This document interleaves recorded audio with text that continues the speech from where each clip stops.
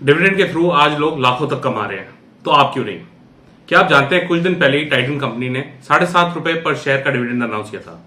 इसके कारण राकेश झुनझुनवाला और उनकी वाइफ का जो नेटवर्थ है वो 34 करोड़ रुपए तक बढ़ गया। वॉरेन बफे को भी हर साल करोड़ों रुपए मिलते हैं कोको कोला से डिविडेंड के तौर में। तो आप भी ऐसे कंपनी में इन्वेस्ट कर सकते हैं जो कि रेगुलरली डिविडेंड देती हो। आइए इस वीडियो में देखते हैं कि डिविडेंड होता क्या है, इसके क्या बेनिफिट्स हैं और ये कैसे मिलता है। तो मेरे साथ इस वीडियो के एंड तक जरूर बने रहिए। अगर आपने अभी तक हमारे चैनल को सब्सक्राइब नहीं किया तो स्क्रॉल डाउन करके सब्सक्राइब बटन और बेल आइकन दोनों को ही क्लिक कर दीजिए, क्योंकि हम आपके लिए ढेर सारे ऐसे इंटरेस्टिंग वीडियोस लेकर आते रहेंगे। मैं हूं गौरव सेठ और आप देख रहे हैं जेड फंड्स। चलिए सबसे पहले समझते हैं कि डिविडेंड होता क्या है। आप जब शेयर मार्केट में कोई शेयर खरीदते हैं तो उससे दो तरह के प्रॉफिट्स हो सकते हैं। एक तो है आप शेयर्स को खरीद के रखिए और जब उनके प्राइसेस बढ़ जाएं उन्हें बेच दीजिए। जो डिफरेंस होता है उसे कैपिटल गेन्स माना जाता है।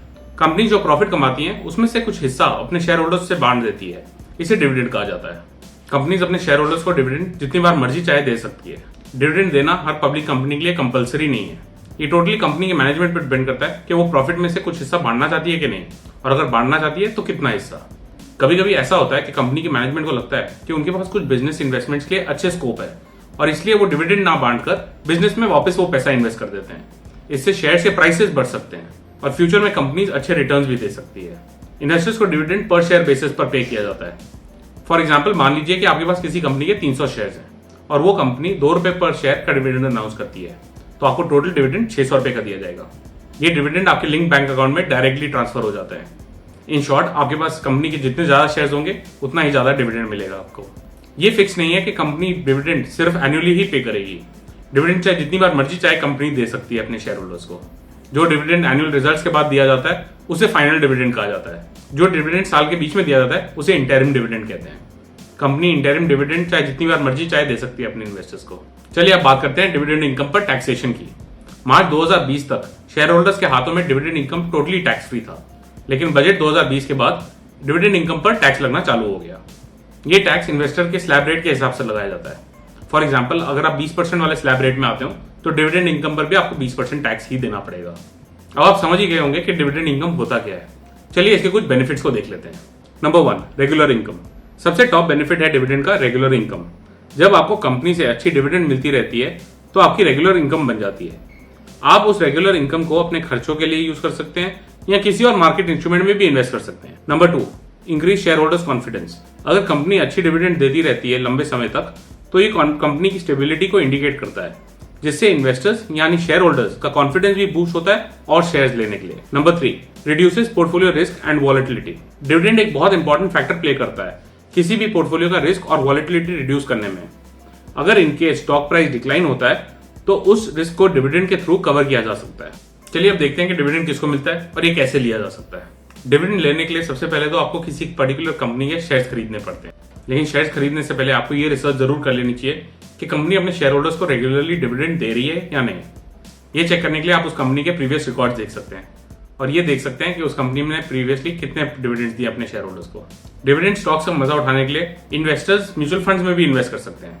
इक्विटी म्यूचुअल फंड्स में एक ऐसी कैटेगरी है जो ऐसे कंपनीज में ही इन्वेस्ट करती है जहां रेगुलर डिविडेंड मिलता हो। इन फंड्स को डिविडेंड यील्ड फंड्स के नाम से जाना जाता है। हमने last year HDFC dividend yield fund का NFO कवर किया था।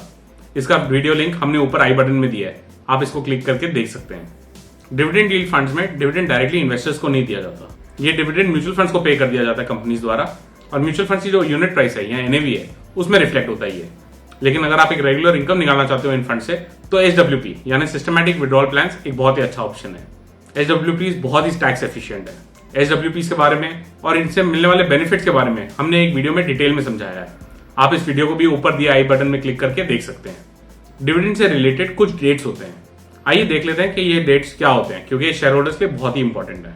अनाउंसमेंट डेट, ये वो डेट है जब कंपनी अनाउंस करती है कि पर शेयर डिविडेंड कितना होगा और ये कब पे किया जाएगा। Date of record, date of record या रिकॉर्ड डेट उस डेट को कहा जाता है जिस दिन कंपनी रिकॉर्ड्स में चेक करती है लिस्ट ऑफ शेयर होल्डर्स देखने के लिए।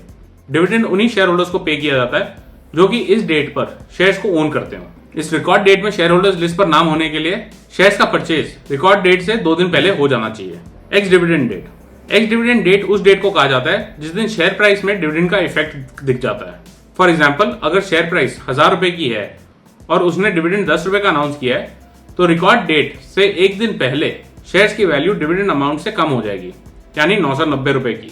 X dividend date date of record से एक दिन पहले होती है। क्योंकि एक दिन पहले खरीदे हुए शेयर्स रिकॉर्ड डेट तक क्रेडिट नहीं होंगे, तो डिविडेंड का बेनिफिट सेलर को ही मिलेगा। पेमेंट डेट उस डेट को कहा जाता है जिस दिन कंपनी शेयर होल्डर्स को डिविडेंड देती है। जनरली डिविडेंड अमाउंट को शेयर होल्डर्स के लिंक बैंक अकाउंट में डायरेक्टली ट्रांसफर कर दिया जाता है। अब आप अच्छे से समझ ही गए होंगे कि डिविडेंड्स होते क्या है और ये कैसे मिलते हैं इन्वेस्टर्स को। अगर आप भी आपके डिविडेंड को लेकर कुछ क्वेरीज हो तो जरूर नीचे कमेंट सेक्शन में लिख के हमें पूछिए। आई होप आपको ये वीडियो अच्छी लगी होगी। हमें बताने के लिए नीचे दिए लाइक बटन को जरूर क्लिक कर दीजिएगा। Thank you for watching Z Funds। Mutual fund investments are subject to market risks. Read all scheme related documents carefully.